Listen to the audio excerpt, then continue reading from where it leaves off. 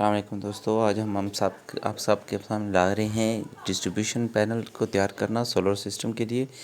तो चलिए शुरू करते हैं। ये हमने 3 इंडिकेटर लगाई हैं, एक ड्यूटी चेंज ओवर और इसके साथ एक वोल्टेज मीटर।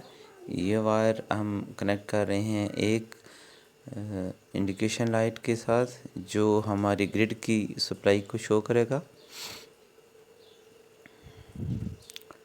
इंडिकेशन लाइट का बेसिकली मकसद तो आपको खुद के लिए है कि आप इंडिकेट होता रहे कि कौन सी सप्लाई आ रही है और कौन सी नहीं आ रही।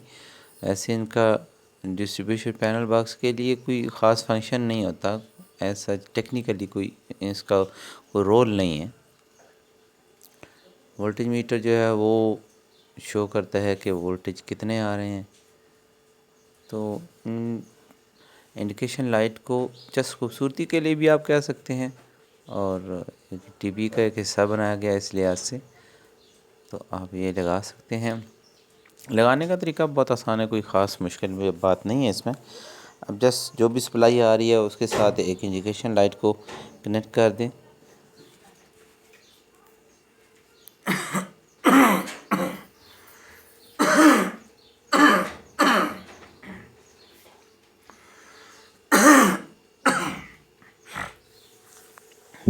ये आपकी एक और दो इंडिकेशन लाइट कनेक्ट हो गई हैं, वापडा की ग्रिड की और कॉमन सप्लाई जो वो हमने वो ग्रीन वाली इंडिकेशन लाइट रखी है।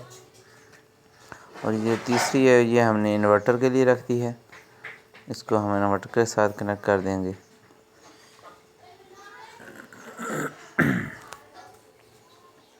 ये हमने सोचा कि डिस्ट्रीब्यूशन पैनल आपके सामने तैयार किया जाए ताकि आप लोगों को भी इसका पता चले कि कौन सी वायर कैसे। अगर हम पहले से तैयार करके आपको जस्ट बता देते तो शायद इतनी समझ नहीं आती। आपके सामने जो तैयार हो रही है तो शायद आपको आसानी से समझ आएगी।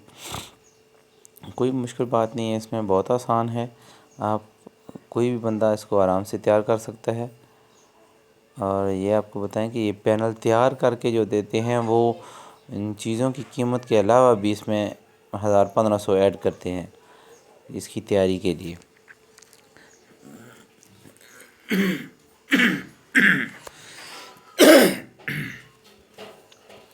तो हो सकता है अगर ये 8000 की चीज़ें आ रही हैं तो वो 9000 लेंगे आपसे, 9500 ले लेंगे। तो जैसा आप चीज़ें लेकर ख़ुद भी तैयार कर सकते हैं। ये हमारा ये हिस्सा जो है वो तैयार हो गया।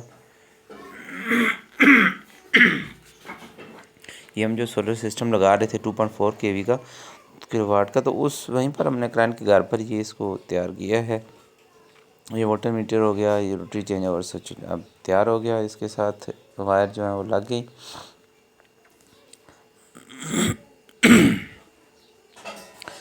इसके आगे हमने आपको दिखाते हैं कि ये हमने वायर जो लगाई है उसके साथ स्टिकर लगा दिए हैं ताकि बाद में जो आएगा अगर कुछ चेक करना होगा, कुछ मसला होता है तो आसानी से समझ आएगी। ये हमने जो यूपीएस इन्वर्टर से हमारी आ रही है आउटपुट वो लगाई है, उसके साथ इंडिकेट कर दिया है। ये कॉमन आउटपुट और देख सकते हैं ये हमारी और ये जो है हमारी ग्रिड की जो इनपुट आ रही है, ये 2 वायर उसके लिए हैं। इसके लिए हमने अलग से ब्रेकर रखा हुआ है। पहले हम ब्रेकर में इसको लगाएंगे और फिर दोबारा, अभी तो हमने लगा दी है लेकिन जब इंस्टॉल करेंगे मुकम्मल तो ये हमने लगा के आगे ब्रेकर में लगा दी। ये हमारी यूपीएस या इन्वर्टर जो भी आप इंस्टॉल करेंगे उसके साथ, और ये हमारी कॉमन आउटपुट हो गई। ठीक है। ये वाली ये इन्वर्टर में हमने ब्रेकर अलग लगा दिया। ये जो ग्रिड से आ रही है, साथ छोटा इन्वर्टर लगाया हुआ है जो हमने जहाँ से सप्लाई अपने इन्वर्टर को देनी है। यहाँ पर एन हो रही है। ये वाला इन्वर्टर के लिए हमने अलग से जो ग्रिड से हमें पावर देनी है, ये इन्वर्टर से आउटपुट जो आएगी हमें वो इंडिकेशन लाइट सोलर है। तो ये तकरीबन डीपी हमारी तैयार हो चुकी है। उसके लिए इंडिकेटर लाइट, ये वाली इंडिकेटर लाइट जो है वो कॉमन आउटपुट है हमारे। ग्रीन लाइट जो है कॉमन आउटपुट के लिए है, फिर साथ वाटर मीटर इसके साथ लगाया हुआ है।